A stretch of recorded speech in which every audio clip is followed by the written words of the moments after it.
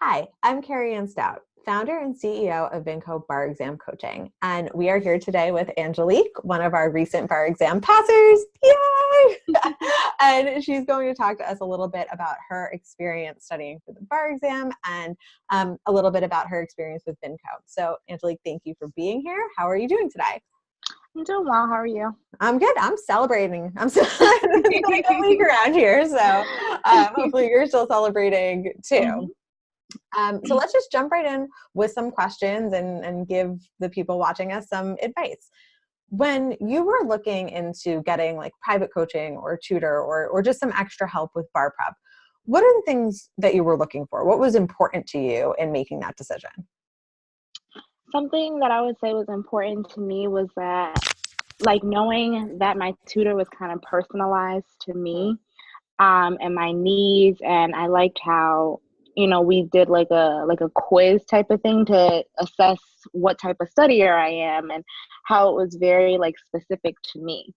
And I was looking for someone who would be able to just like motivate me and push me and know that, um to be on my back enough, but like not too much on my back. It's That like was something the that I really, balance. yeah, I needed a good balance, like someone that could, be like, come on, get it together, but not someone that was overbearing.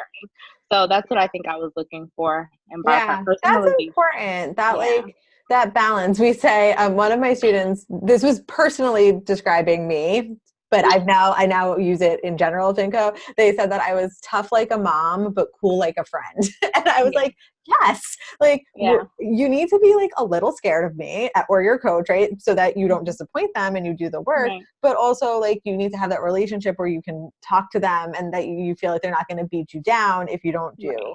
something. So yeah, Exactly. I think that's a important balance. And um, a question, I think probably the number one question I get asked is like, what is coaching? Like, I know what tutoring is. I'm aware of that, but how would you describe sort of like that coaching relationship and how that worked?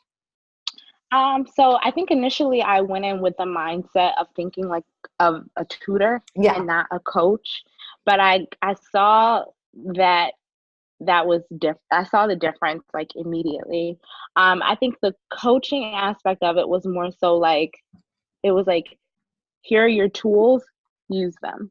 Here's the assignments, do them. It wasn't like I'm gonna sit down and baby you and make sure you're doing these things correctly, but like it was more like a I got to do things on my own. Like I'm not someone who usually studies with other people or things like that, but it was good to be able to do the work on my own and not feeling like I had someone like hovering over me the entire time, or like doing the work at my own pace and not feeling like you have to do this, you have to do it like that. But I was able to figure out my own style of learning, and I think that is what the coaching was about, like more Yeah. so like the guidance and not like this is what you have to do.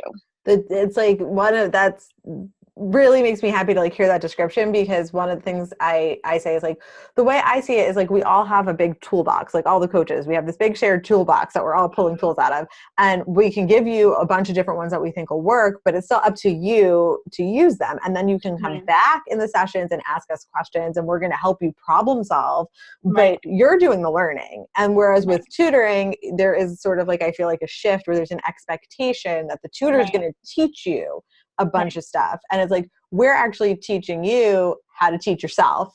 Exactly. It's like and that's why it works in my opinion, like because you're remembering better, you're learning that way. And so I think that was a really smart way to describe it. I might steal that in the future, that description. And so let's talk a little bit about how this time you passed the bar. It was your second time taking the Right. test, Mhm. and I think it's really helpful for students to hear like what changes you made, things Yeah. that you did differently that were helpful on the time you were successful. So maybe just one or two things that you think led to your success this time.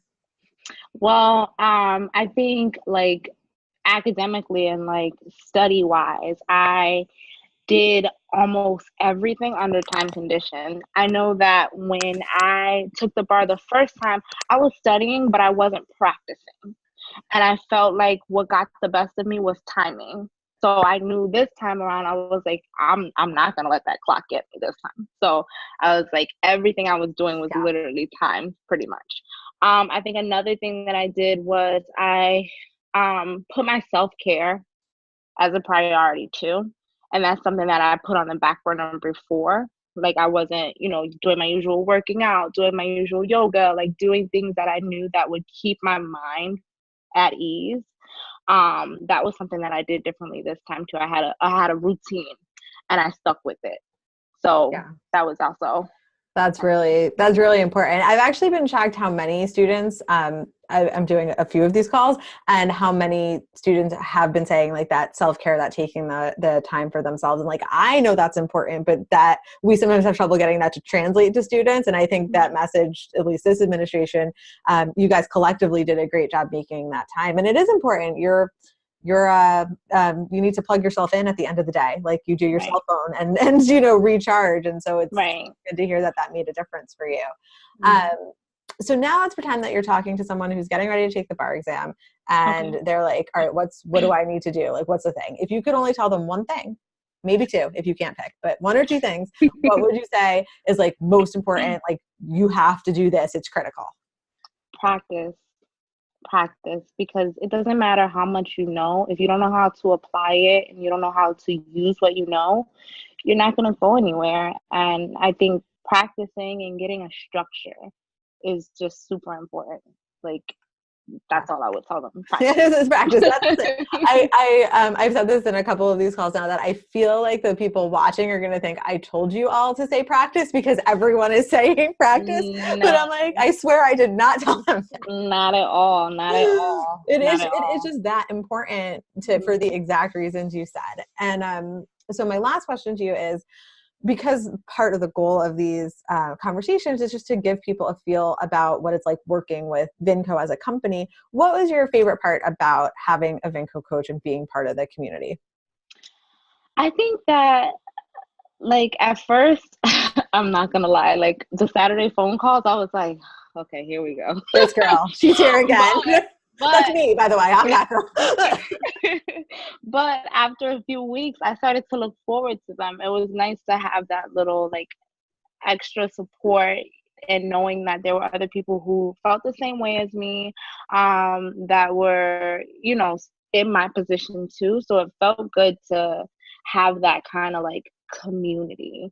And I'm not, like I said before, I'm not a person that usually studies with other people. I'm usually just like, leave me alone, let me do this by myself. But it really felt good to have that added like support and taking the time to like go through different things. And I think that one of my other favorite things was just like Kristen was, sorry, can I say? You can say your name. Yeah, absolutely. Kristen was my tutor, and she made sure that I like got all of my work done, but she also made sure I took care of myself. Like I had a lot of personal things going on with my family, and she made sure that she wasn't like, it wasn't initially just like oh, well, you just make sure you need to get your work done. It wasn't like a cold harsh. It was like well, okay, how can we readjust the schedule so that you can do the things that you need to do for your family and yourself. And I really appreciated that. Yeah, and that was a big thing that, from what I understand, took some time away from your ability to study. And it was, we were really, really happy to learn of your success, that you were able to strike that balance. And it's great to hear that your coach was right there with you, helping you with that. I think the funniest part about what you just said is, like, for the record, the group calls are optional. So what Angelique is saying is she didn't even like them, but kept coming, and then eventually grew to like them. So there you go. Don't judge it by the first one. Keep at it. But thank you so much for taking the time to meet with me this morning, and congratulations again. If you guys out there are interested in learning more about Vinco and what we do, you can find us at vincoprep.com, and I will see you next time.